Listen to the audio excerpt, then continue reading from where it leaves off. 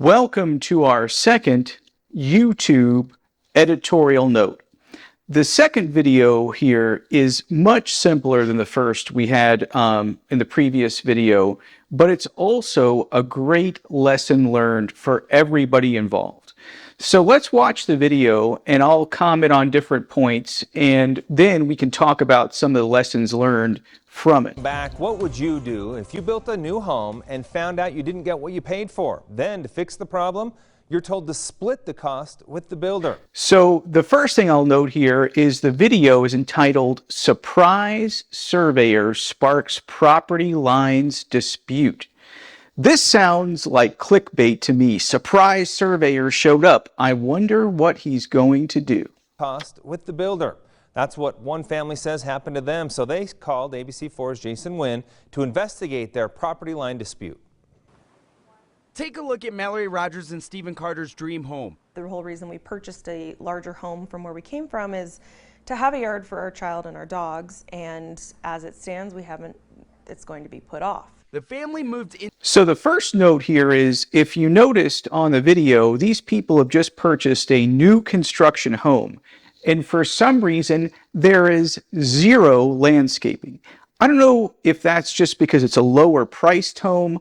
I've never seen a new construction home with zero landscaping, but let's just see what plays out. The family moved into the Saratoga Springs home last January, and they were given 9 months to complete their yard or face a fine from their homeowners association. The family built a fence around their yard and split the cost with 2 of their neighbors. However, unlike some of their neighbors, the new homeowner's property has a berm. We were told by our foreman of our build that the berms that they put in, the big dirt berms, were representative of our property lines, and that under no circumstances should we be touching those berms. That is where our fences should go. They say.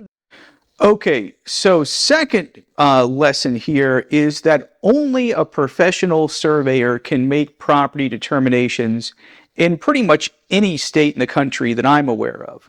So we've got a foreman of the construction project telling these people where their property line is.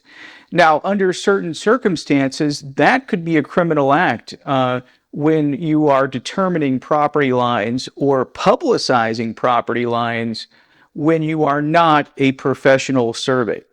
They say this is the original stake used to mark the property. The family says they were a little surprised when a new surveyor. I'm not sure if you saw that or not, but this is a construction rebar. It is not a survey monument, most likely. Why? Because there's no cap on the top, and because it's sticking out of the ground a lot, it's not flush with the ground with a survey cap.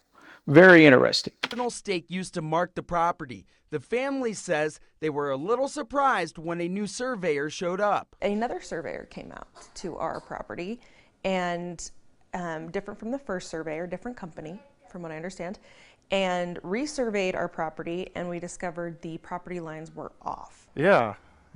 That is absolutely true in terms of a statement, because remember, property is only created at one time, and that is when the parcel is split. So the surveyor discovered the property line which had existed ever since the home builder created the subdivision plat. Yeah, found property, I guess, is probably a good thing most of the time, but for us, not so good. The situation was not good for all 4 neighbors. Curbing, fencing, landscaping, sprinklers, and those berms would all need to be moved. And like any new homeowner, they called their builder, who they say came back with the deal. So it's obvious that these homeowners purchased the home, but the fence, the landscaping, the pavers, all that stuff was the responsibility of the homeowners. Okay, that's fine.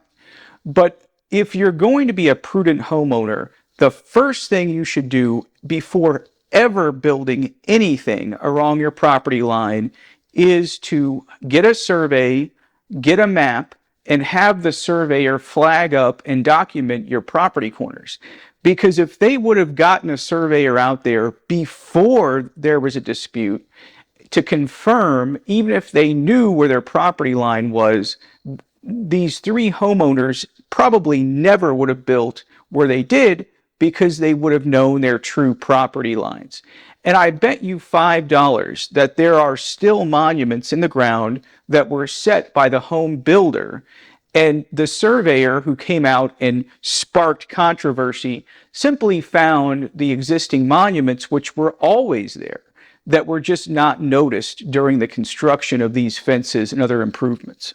When they came back to us and basically said, well, we're legally not responsible for this, we have no liability, we have no concerns here, we've been told by our legal teams, basically you guys can shove it. So we'll split these costs with you 50-50. It was just a huge kick in the gut where it was like, this isn't right, you know? So they reached out to ABC4 News, and I got involved and contacted the main builder, D.R. Horton, by email.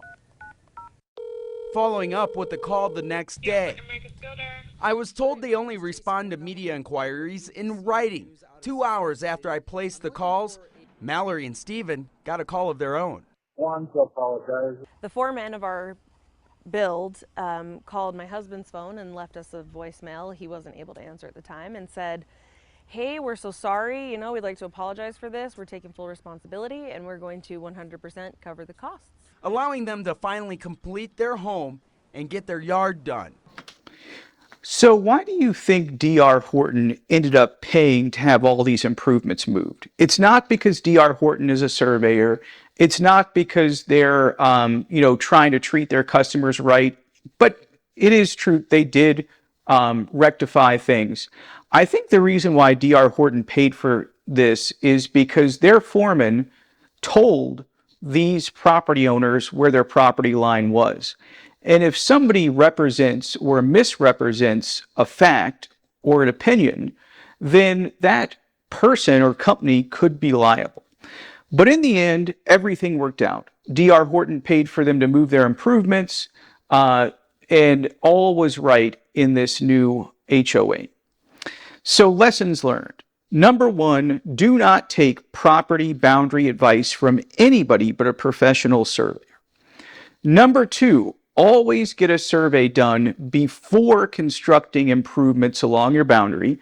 And I feel like number three is that this new subdivision where they built the home but did not build the landscaping probably had something to do with this dispute. So in the end, you've got 3 lessons learned. We enjoyed a fun YouTube video. I hope you enjoyed it as much as I did, got a laugh out of it.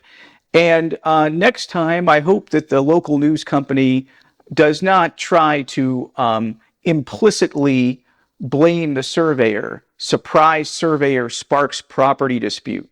No, it was a boundary confusion that sparked the property dispute. The surveyor is the one who found the accurate results.